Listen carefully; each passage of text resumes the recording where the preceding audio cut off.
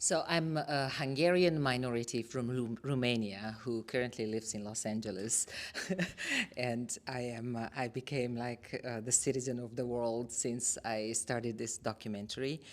Originally, I followed a different story in South Africa. I was interested in female eligibility in elite sports, and that took me to South Africa, where I met Sharon Rose.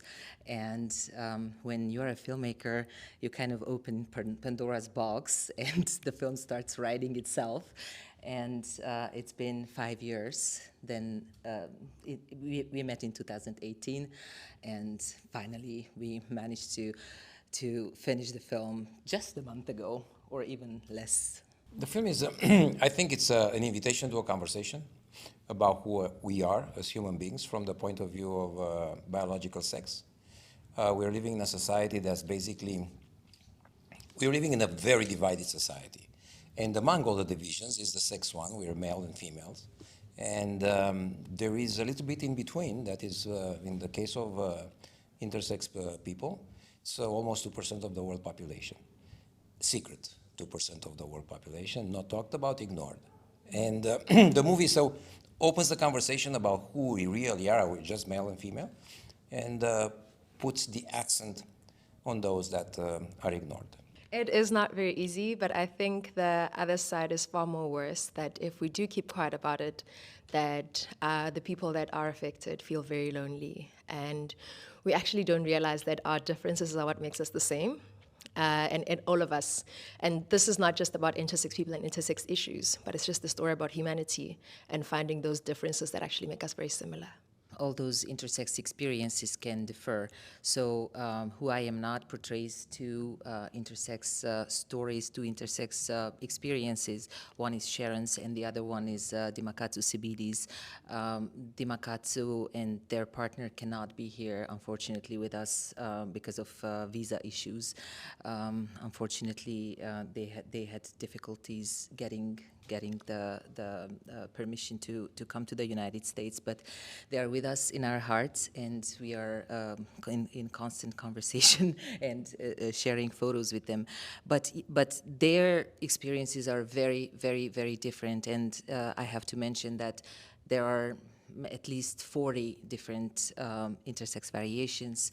The fact that we are portraying two of them is because we met these wonderful people, but there are 150, almost 150 million intersex people living on our planet.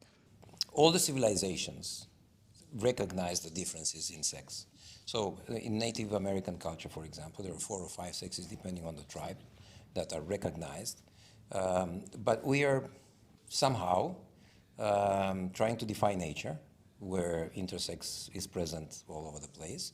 We are the ones who are trying to draw the lines that separate us. And not only in biological sex, but we're trying continue drawing lines after lines after lines of separation. And I think it's very important for us as filmmakers to make films in general about the things that unite us and not that separate us.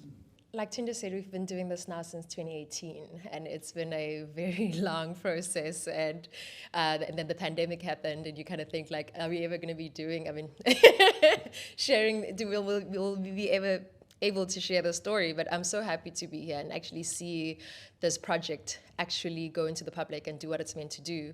I mean, I think at the time when I discovered that I'm intersex, it was a very, very lonely time. And especially coming from South Africa, the first thing you go and do a Google search, and it's all people from America and different areas where there aren't faces and voices like your own.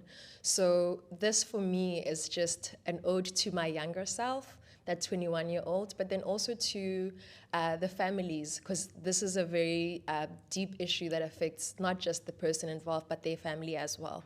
That hopefully by them seeing this, they'll get a better understanding and accelerate that journey to acceptance, because at the end of the day, that's all that we want to be, is accepted for who we are.